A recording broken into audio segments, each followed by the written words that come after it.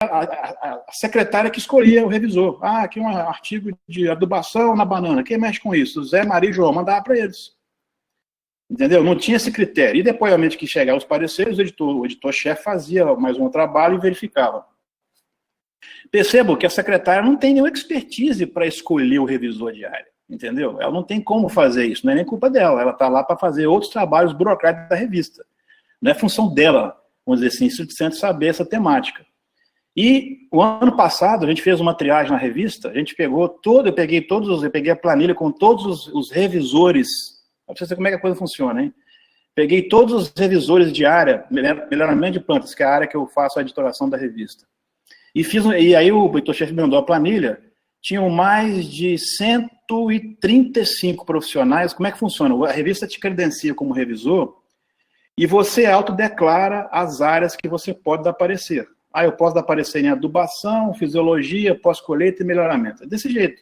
Então, não existia uma filtragem estrito sensu. Então, quando chegou para mim a planilha, eu fiz o trabalho junto à edição do editor-chefe da revista, nós retiramos 50% dos revisores, porque quando eu peguei cada revisor, linkei com a área que ele estava declarando que tinha expertise para fazer aquela parecer no artigo, e fui checar o curricular de cada um. Fui fazendo a triagem de um por um.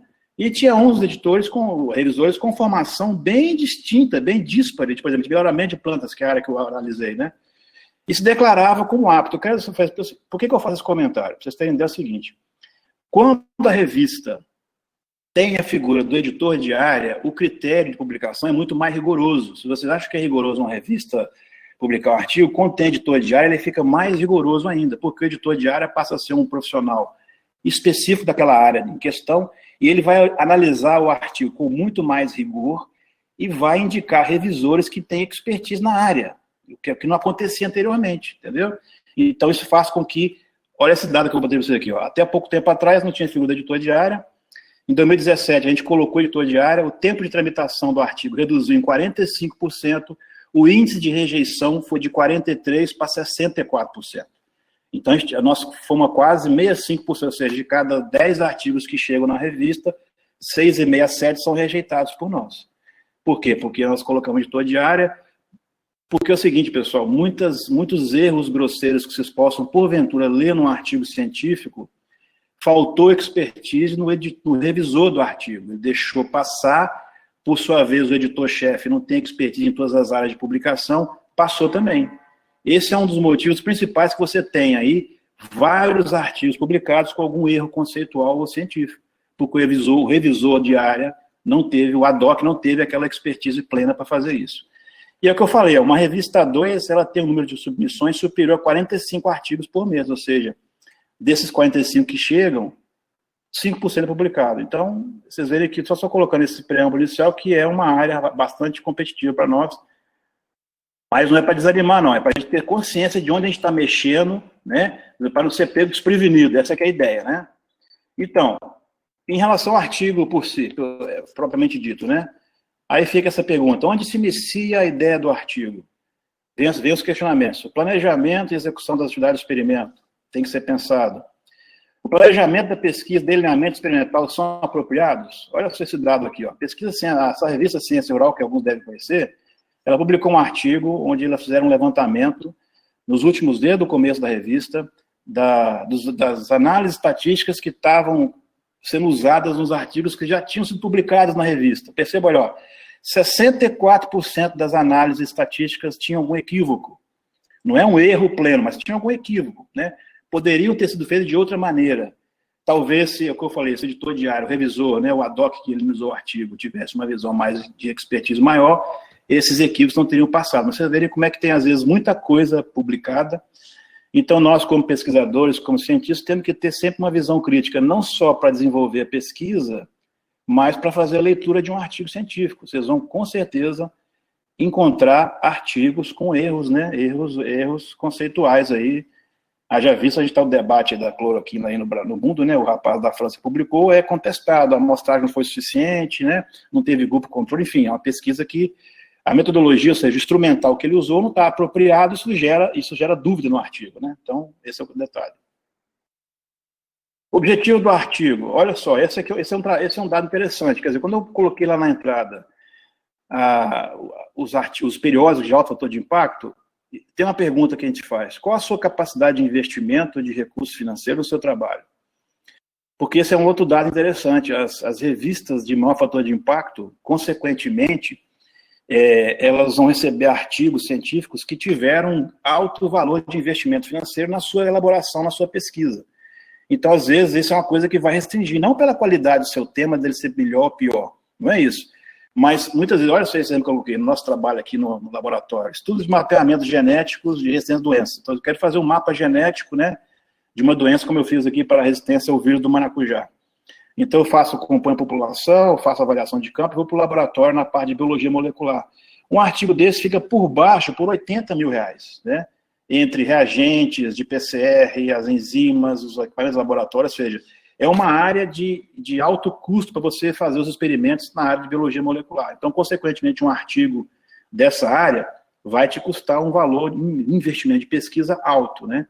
E aí você vai, por exemplo, fazer um artigo, consequentemente, com um refino metodológico muito maior, e com esse investimento que você já tem que fazer, não pela visão de chegar na revista, mas pela própria execução do trabalho, você pode também galgar revistas com um fator de impacto maior, com especialização em biologia molecular, etc. Então, fica também esse detalhe. Só para você desenvolver uma visão crítica, e muitas vezes aquele artigo, aquela pesquisa que você não investiu muito dinheiro, mas é uma pesquisa boa, ela pode entrar em periódicos estratificados por você, mas para você não chegar no periódico errado. É o que eu falei com você: escolher o local certo para dar um tiro só, né? Bater e valer, bater e ficar.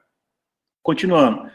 Custo de tradução e publicação, né? Você vai ter custo de tradução e publicação, ou seja, esse aqui é o dilema, né? Capacidade de investimento do seu artigo, da sua pesquisa, versus revista de alto fator de impacto. Isso tem uma relevância, isso tem uma importância, e não pode ser menosprezado por nós na indicação, na pesquisa de um artigo, né? Então, o artigo, continuando, o artigo em si, ou seja, onde a gente inicia a ideia de um artigo científico. Mais perguntas para nós, perguntas que vocês têm que ir respondendo, né? Eu dou disciplinas aqui na pós-graduação e a gente sempre bate com essa tecla. O principal ponto, gente, antes de executar uma pesquisa, chama-se planejamento experimental, né? Tudo que você vai fazer para fazer o desenvolvimento de uma pesquisa em qualquer área que for, você tem que primeiro sentar com a sua equipe, com o seu orientador, com os colegas das mais diversas áreas de expertise e fazer o projeto da pesquisa. Ou seja, como é que nós vamos fazer, né? Ou seja, após o delineamento estatístico, né? Você fez a ideia do artigo, né? Você trabalha essa ideia inicial, quer dizer, o delineamento estatístico foi apropriado, as análises estão feitas corretamente interpretadas, né? Ponto 2, na condução dos experimentos, a amostragem nas parcelas experimentais estão apropriadas? A mensuração das diferentes variáveis do trabalho, essas estão sendo feitas de forma correta e atualizada? Enfim, pergunta global, a execução global do experimento foi feita para minimizar o erro experimental? Essa é uma pergunta importantíssima, ou seja, se você não tem um planejamento experimental e depois executa aquele experimento, você pode cair numa dessas armadilhas aí, ó. E eu estou colocando aqui justamente esse aspecto, ou seja, essas perguntas que eu coloco são perguntas que me vêm toda semana, todo mês, de vários artigos que a gente recebe para analisar e editorar, e basicamente, na sua essência, os erros advêm disso aí. Uma análise estatística mal feita, uma parcela experimental mal concebida, uma análise de variáveis e uma mensuração mal colocada, mal detalhada, mal escrita. Então, isso faz com que, ao longo da avaliação do editor, o seu artigo vai perdendo ponto e vai ser enfraquecido na avaliação. Então, se você conseguir capitalizar essas perguntas no início, ou seja, antes de executar o trabalho, fica tudo mais fácil, né?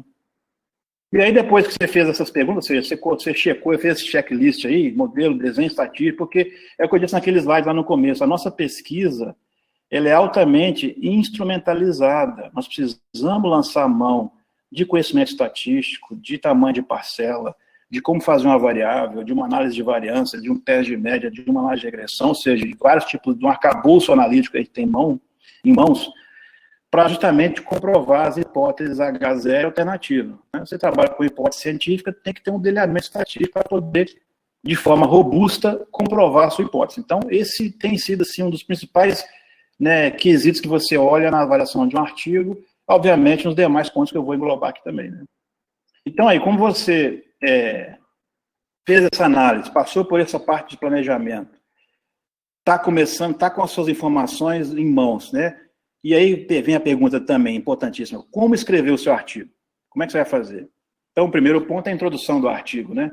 Veja, como abordar. Na sua introdução, está atualizada com o tema do artigo? Isso é importante. Muitas vezes a introdução, o revisor, o editor diário, o revisor, ele já pega a coisa logo no início ali. Então, olha só, vou ter exemplo nosso aqui, né? Essa espécie aí, Passiflora edulis, maracujá, hoje maracujá azedo, né? Antigamente, até 2008, essa espécie era classificada como Passiflora edulis, forma especial Flavicarpa. Em 2008, o Bernassi et al., nós temos dois, eu trabalho com a espécie há muitos anos, a gente tem dois especialistas na área de classificação de Passiflora, que é o Bernassi, um já faleceu, um professor da Federal de Curitiba, do Paraná, mas você tem lá, vocês podem consultar o site chama Flora Brasil, né? E aí o Bernassi e os colaboradores, em 2000, publicaram um artigo na Revista Brasileira de Fruticultura, revendo a classificação de maracujazeiro, né? E propondo que doravante se chamaria Passiflora edulis, chamado maracujá azedo, esse maracujá amarelo que vocês compram aí no mercado para fazer suco, né? E o Passiflora lata seria o maracujá doce. Bom, quem é da área, quem é do ramo, quem pesquisa maracujá, de 2008 para cá, adota essa classificação, uma classificação oficial proposta pelos pesquisadores. E, evidentemente, você tem que, se você vai fazer um artigo, e você vai começar a introdução do artigo citando a sua espécie, e coloca uma classificação errada no seu artigo, você já dá a dica para o editor de área, para o revisor, que você não está com a sua introdução plenamente atualizada. E pode acreditar, gente, até hoje eu pego o artigo com as pessoas escrevendo Passiflora edulis, forma especial Flavicarpa. Está errado. Então, quando eu pego esse tipo de classificação equivocada na introdução do artigo, vamos dizer, o editor já fica com a boca ruim, porque ele vê que o autor ou os autores não zelaram pela plena revisão bibliográfica atualizada. Por quê? Estão colocando uma classificação errada no artigo. Isso já começa com 50% de bomba, né? Outro aspecto importante, introdução sem conexão ao artigo. Eu editorei um artigo ano passado, da Acta Amazônica. Acontece, vocês estão achando que isso é uma brincadeira? Não, estou trabalhando aqui, enfim, informações reais. Um artigo que os autores queriam avaliar resistência a um conjunto de plantas de cápsico, né, que é a pimenta, para resistência a um vírus. E eles começam falando o tempo todo de um fungo na introdução. Fungo para cá, fungo para lá, fungo para cá, fungo para lá, e conclui a introdução sem mencionar nada sobre virose. E depois apresenta uma metodologia e resultado de discussão baseado numa avaliação de uma virose. Quer dizer, não deu para entender, né? Então, isso foi ano passado, 2019. Então, o artigo foi rejeitado porque simplesmente a introdução que vende o peixe inicial do seu artigo não tinha nenhuma conexão com o que o cara estava fazendo, não sei por que ele arrumou, ele partiu para esse caminho, né? Então, é o que eu digo, na introdução, essa é a dica muito importante, na introdução vocês têm que fazer a checagem máxima se a sua revisão, ou que você vai citar na introdução, está plenamente atualizado. Uma dica importante, nunca cite um artigo, professor, mas esse artigo é um artigo de referência, é um artigo antigo, isso acontece muito, né? Smith Reis, o índice de seleção 1936, é um artigo clássico, sim. Nunca cite um artigo clássico na introdução do seu trabalho, se não for estritamente necessário. Você pode citar ele depois da metodologia, na discussão, mas a introdução é o local onde você vende o peixe para o editor e para o revisor, onde você mostra, dá o seu cartão de visita que você está atualizado, fez as revisões pertinentes e colocou tudo que tinha de mais recente no seu artigo. Então, se você comete um pecado na introdução do artigo, dali para frente, o editor e o revisor começam a ver o artigo com maus olhos. E é o que eu digo, perceba aquele número lá atrás. Você tem 40, 50, 60 submissões numa revista boa. Pode acreditar, pessoal, o editor de área não vai perder tempo com o seu artigo. Ele tem mais coisa para fazer. Entendeu? Então, é o que eu falei. Você não pode dar chance para o azar.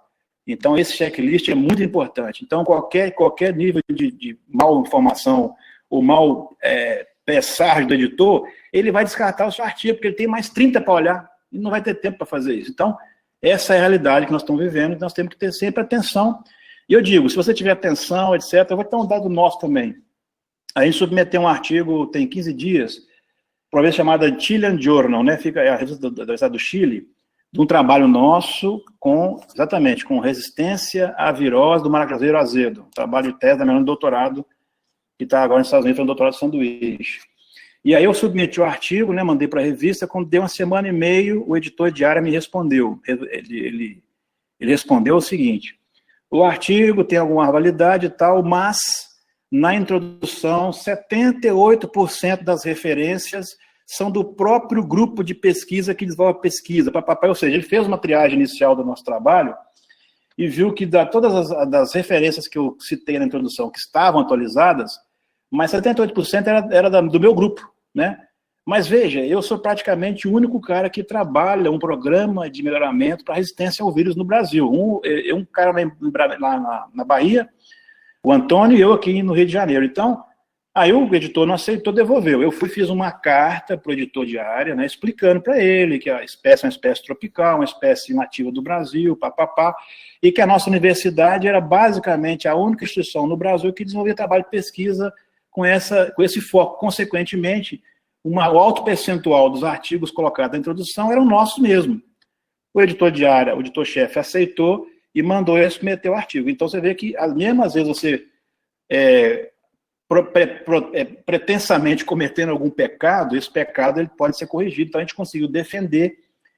Mas vocês veem como é que funciona. O editor de área, ele pega o artigo e faz uma triagem inicial. Se ele vê alguma desconformidade, ele já barra o artigo. Porque quando ele manda o artigo para um revisor de área, esse revisor, pelo sistema, tem 30 dias para dar o parecer e devolver. E vários revisores eles não respeitam os 30 dias, ficam 30, 40, 50, ou seja, o artigo fica no sistema entre 30 e 60 dias esperando o retorno de avaliação. Então, por quê, gente? O tempo de publicação, perceba o seguinte, tudo numa revista científica conta, tá? Quando vocês pegarem uma revista ali científica, observe a primeira capa. Todas as coisas que vem na capa do artigo, aquela primeira página, o título, a ordem dos autores, tudo ali tem uma lógica, tá? A numeração colocada no alto à direita, perceba aquela parte que fala recebido dia tal, aprovado dia tal. Ali a turma que faz indexação de revista, ela está monitorando quanto tempo que o artigo levou para ser recebido, avaliado e aceitado. Quanto mais gasta esse tempo, menor o índice da revista. Então, você pega a primeira capa de um artigo científico, todas as informações que estão ali, não estão ali à toa, elas estão ali para quem faz indexação olhar, fiscalizar a gente, entendeu? Ou seja, essa métrica de quanto mais rápido o artigo é processado pela revista, com a qualidade que ele merece, mais pontos a revista ganha no seu fator de impacto. Então, tudo ali é uma métrica que tem que ser seguida por nós. Então, o editor não vai ficar esperando 30, 60 dias uma avaliação de um artigo que ele já sabe que tem alguns problemas, ele manda devolver e não aceita, tá? Então, são experiências que eu passo para vocês. Veja, isso acontece no nosso dia a dia. Semanalmente, a gente recebe artigo para avaliar e, via de regra, pega uma coisa ou outra, tá? Bom, outro ponto importante, material e métodos, né? Esses são os pontos aqui, ó. Se a metodologia está bem descrita, pergunta importantíssimo, o desenho experimental está de acordo com os objetivos do trabalho? As variáveis avaliadas estão descritas de forma detalhada? Olha isso aí, as citações estão atualizadas? É o que eu falei, aqui nesse tópico, materiais e métodos, é que você pode lançar a mão. Se você tem um artigo de referência muito antigo, que está embasando uma análise, ele pode ser citado aqui nesse ponto do artigo. Porque a metodologia não tem como alguém questionar, não, está atualizado, mas é uma metodologia padrão internacional. Então, eu digo, na introdução, de preferência, não é o local de fazer isso. Aqui poderia ser, né? Como também no resultado de discussão. Aqui, importantíssimo, as citações estão atualizadas, é importante também. Uma sugestão lá, foi dividida em subtópicos para serem apresentadas de forma didática. É muito comum, às vezes, o aluno está começando a escrever, ele pega materiais e métodos e bota aquele texto corrido, até no final, né? É basicamente parágrafo, até muito longo. De preferência, não faça isso, divida o seu metodologia em subtópicos, porque valoriza a forma de apresentar o seu trabalho e faz de forma didática. Então, você tem lá, quem é da área de melhoramento, você põe lá, primeiro, material genético utilizado, descreve, né, a população avaliada, depois, ou seja, você compõe a população, é a forma didática. Tenta colocar na sua cabeça, na forma de cronologia, como você conduziu o experimento, ou seja, você implantou o experimento, instalou as parcelas, fez a condução das plantas, depois a tomada de dados, a análise estatísticas, etc. Então você vai pegando a metodologia nessa mesma sequência lógica. Eu compus a população, descrevi as variáveis, mensurei as variáveis, avaliei e fiz a discussão. Então, essa didática tem que ser colocada, e se você pegar ela em subtópicos pequenos, né, você consegue, de forma didática, mostrar bem coerentemente como o seu trabalho foi conduzido e valorizar muito bem a forma de escrever. Então, é uma dica interessantíssima, né, que eu acho que pode ser encampada por nós todos aí. Resultado de discussão. Esse aqui é o drama, né? Veja bem, primeira dica, a revista escolhida exige que seja feita de forma dividida, resultado mais discussão, por isso que eu falei, você tem que olhar isso lá no começo. Quando eu coloco para você, avalie a revista que você vai trabalhar, veja como é que ela está indexada, veja as normas da revista. Se você, na forma de conceber o seu trabalho, já vai mandar para uma revista que exige que seja separado, faça a composição inicial desde o começo dessa forma. Por quê? Depois, gente, é que eu respondo no seguinte tópico aí, ó, isso pode impactar na forma de escrever o artigo, porque quando você escreve um artigo corrido, resultado de uma discussão, texto corrido, e depois vai dividir isso aí, se for necessidade, vai te dar uma mão de obra danada e não vai ficar bom. Pode acreditar. Então, se a revista que você quer submeter exige essa divisão, desde a origem do artigo, faça isso. Escreva resultado, depois discussão, e vá amadurecendo essa ideia. Então, isso é importante, tá? Aí tem a seguinte aspecto, tá vendo? Leia seu texto. Ele está devidamente sendo discutido ou só os resultados são apresentados? Esse tema merece uma paradinha, porque, olha, esse é o principal equívoco que os autores cometem na apresentação de um artigo científico. As pessoas ficam o tempo todo mostrando o resultado, mas não discutem quase nada, né? Variável tal deu isso, deu aquilo, a média foi tanta, e fica nessa o tempo todo até chegar no final e não consegue discutir. Então, a gente encontra muito artigo com essa deficiência. Então, a palestra ela tem um sentido, tem uma lógica, né? Quer dizer, é uma arte escrever um artigo científico realmente, né? Porque aí vai caber a criatividade do autor, dos autores, em fazer uma compilação perfeita do resultado e lançar hipóteses. Não é pecado fazer isso, não. Você tem que fazer isso, né? Desde você ter ancorado, embasado em referência bibliográfica, ou seja, embasado em outros artigos científicos, né? Então, o que eu falei, resultado de discussão lá, hipóteses do seu trabalho, hipóteses sobre o seu trabalho podem ser levantadas e discutidas no texto do artigo. Isso foi um termo de um colega meu lá da metodologia, lá, evite o texto fofoca. Esse texto fofoca é aquele texto exemplo em tese, né? O cara vai para resultado de discussão. Aconteceu isso, fulano et al. Falou aquilo, Beltrano et al. Falou aquilo outro, Ciclano et al. Falou isso, Beltrano et al. Falou aquilo, mas daí? Fica esse bate-papo entre eles lá, Ciclano falou, Beltrano falou, e você acha o quê? E qual foi a sua impressão do seu trabalho? Qual a hipótese que você levantou sobre o resultado que você falou? Então, esse texto fofoca, esse texto só com resultado, é o principal, a principal coisa que você encontra com um artigo que às vezes está com resultado de discussão mal escrito, tá? Então fica essa dica também, evite fazer isso, né? Referências atualizadas são muito importantes nesta parte do artigo. Então são dois pontos chaves. Na introdução do artigo e na resultado de discussão, mostre para o revisor, mostre para o editor que você tentou procurar o que tinha de mais atual no seu tema, para não sofrer penalidades desse tipo, né? Então, a atualização da referência é muito importante. Porque, gente, acontece, o cara defende uma tese de 2018, vai sofrendo algum tipo de desgaste na publicação, submete o artigo de 2021 com referência de 2015, 2016, quer dizer, muita coisa publicada. Vocês estão vendo, o mercado de publicação científica, ele está hoje praticamente todo online, né? Você tem a revista publicando 8, 9, 10 números por ano. Então, tem muita coisa saindo, tem que saber pesquisar, tem que saber ver, tem que saber citar, não tem jeito. O que melhorar na apresentação do artigo? Aí vem uma fase, vamos dizer assim, a fase de acabamento do artigo, né? Como é que você pode melhorar isso aí? É o que eu digo, a criatividade na elaboração do artigo deve ser levada em conta no mercado competitivo de publicação científica. Então, quem tem feito hoje, visto, né? Isso você pode perceber. Peguem os artigos que estão saindo atualmente. Vocês vão ver, o tipo de figura mudou, o tipo de gráfico mudou, perceba, o tipo de tabela, a apresentação, o gráfico colorido, gráfico de calor, Isso tudo está mudando, porque o uso de novos software, tanto na parte de estatística quanto na apresentação de resultados, tem que lançar a mão. Você tem uma bateria de softwares que estão aí disponíveis de graça na internet, é só pegar, baixar o manual e aprender a usar, não tem como sair disso, né? Vocês vão ver, pegue os artigos que estão saindo mais recentemente, vocês vão ver como é que as revistas, as figuras, os gráficos estão diferentes, estão mais elaborados, estão com cor, sem cor, etc. Vou mostrar alguma coisa para vocês verem aqui. Esse não tem como fugir, a tradução para o inglês é indispensável. Basicamente, eu desconheço uma revista brasileira hoje que aceite publicar um artigo em português. Praticamente 100% do material nosso é publicado em inglês. Não adianta, gente, vocês têm que ter essa visão, tá? As revistas, para terem um bom fator de impacto, a principal coisa, além da qualidade dos artigos, e, consequentemente, ela vai ter uma boa visibilidade. Não tem como. Então, revistas que estão em português, ninguém vai ler no exterior. E, praticamente, vai diminuir muito a chance de ter uma boa citação daquela revista. Então, tradução para o inglês é indispensável. Ninguém consegue publicar um artigo, tramitar, corrigir, etc., em língua portuguesa mais. Isso aí ficou para trás, tá? Não tem como. Para vocês terem uma informação, a gente está na revista nossa aqui da UENF.